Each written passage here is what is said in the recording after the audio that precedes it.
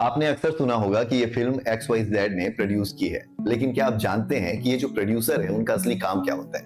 क्या वो सिर्फ पैसा लगाते हैं या फिल्म के जो क्रिएटिव डिसीजन हैं वो भी उनके हाथ में होते हैं? आज इस वीडियो में हम बात करेंगे एक फिल्म प्रोड्यूसर के रोल के बारे में।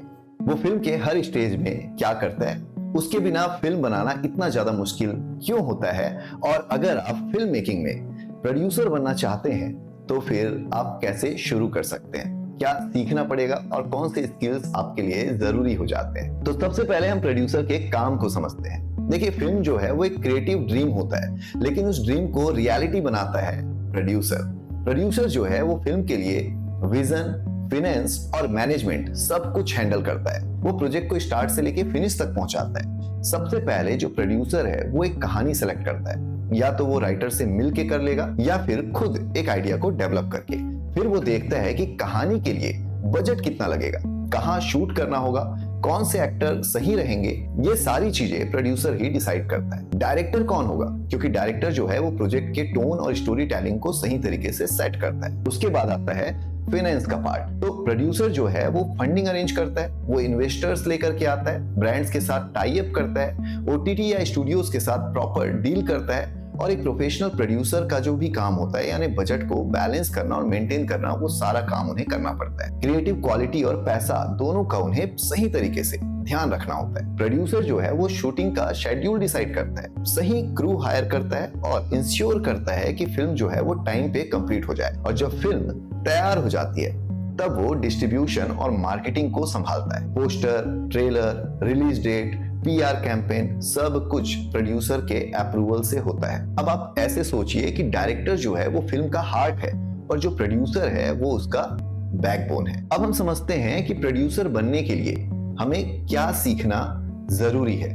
अगर आप एक प्रोड्यूसर बनना चाहते हैं तो सबसे पहले आपको समझना होगा कि प्रोड्यूसर जो है वो सिर्फ पैसा लगाने वाला पर्सन नहीं होता, बल्कि वो एक डिसीजन मेकर होता है। कौन सी कहानी ऑडियंस को अट्रैक्ट करेगी, ये समझना आपके लिए जरूरी हो जाएगा। इसके अलावा बजट और फाइनेंस पे आपको काम करना पड़ेगा। फिल्म के हर एक डिपार्टमेंट में पैसा जो है वो कैसे डिवाइड होता है, ये समझना पड़ेगा।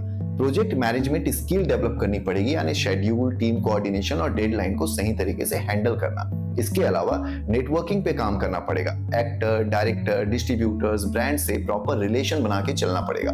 मार्केटिंग का नॉलेज रखना पड़ेगा कि ऑडियंस तक जो आपकी फिल्म है उसका प्रमोशन कैसे करना है, कैसे ऑडियंस तक फिल्म को लेके जाना है। आप फिल्म मेकिंग कोर्सेज पे जा करके सारी चीजें सीख सकते हैं। फिल्म प्रोडक्शन के जो सब्जेक्ट होते हैं उसमें अगर हम देखें तो इंडिया में FTII जो कि पुणे में है, व्हिstling वुड्स जो कि मुंबई में है, या कई सारे ऑनलाइन प्लेटफॉर्म हैं जहां पे फिल्म को किस तरीके से प्रोड्यूस किया जाता है उसके कोर्सेस आपको मिल जाएंगे। लेकिन यहाँ पे जो सबसे जरूरी स्किल है वो स्किल है आपके अंदर लीडरशिप और डिसीजन मेकिंग की क्षमता। एक प्रोड्यूसर को हर एक सिचुएशन में क्विक और स्मार्ट डिसीजन लेना पड़ता है, चाहे शूट डिले हो रहा हो, चाहे एक्टर अनअवेलेबल हो या बजट जो है वो एक्सीड कर गया हो।